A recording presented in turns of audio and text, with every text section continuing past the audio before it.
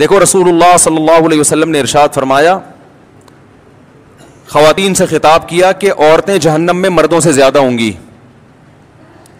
خواتین نے پوچھا کیوں؟ اس حدیث میں تو ہے عورتیں زیادہ ہوں گی, دوسری حدیث میں آتا ہے جنت میں بھی عورتیں زیادہ ہوں گی, ایک اور حدیث ہے.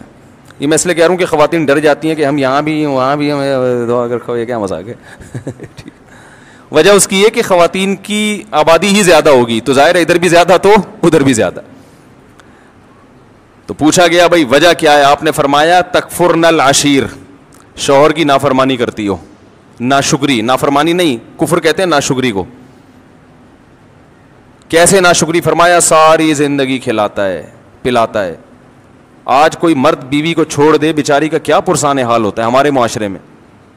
گھر اس کو لے کے دیتا ہے, گیس بجلی کا بل, چھت مہیا کی, اس کو تحفظ دیا, اس کی اولاد کا ہمیشہ کے لیے محافظ بنا, اتنے بڑے بڑے انعامات احسانات.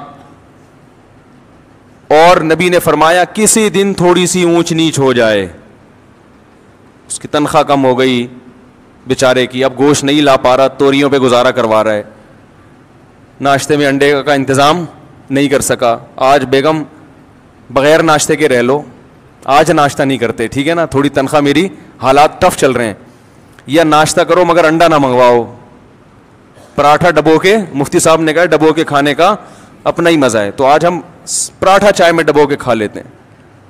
تو نبی صلی اللہ علیہ وسلم نے فرمایا کبھی کچھ ہو جائے نا تو کیا عورت تانا کیسا دیتی ہے, ما رأیت منک خیرا قط, میں نے کبھی بھی آپ سے خیر, سب عورتیں نہیں لیکن بہت سی عورتیں یہ کام کرتی ہیں کہ میں نے آپ سے کبھی خیر نہیں دیکھی, میں اس گھر میں آئی ہوں مجھے ملا کیا ہے.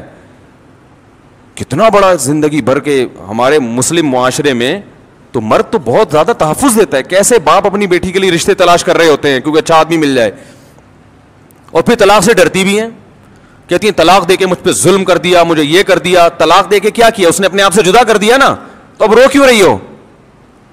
اس کا مطلب وہ نہ دیتا تو تم پر احسان تھا اس کا کہ اس نے تمہیں ٹھکانہ دیا ہوا ہے. اور دینا غلط سمجھا جاتا ہے معاشرے میں, اس لیے کہ وہ جو تمام تحفظات اس نے دیے ہوئے تھے وہ تم سے چھین لیے ہیں. تو نقصان عورت کا ہوتا ہے کہ نہیں ہوتا؟ تو کتنی بڑی فضیلت ہے. لیکن نبی نے فرمایا کہ تکفرن العشیر, جو عشیر ہے نا ہمیشہ ساتھ رہتا ہے, تو اس کی ناشکری کرتی ہو.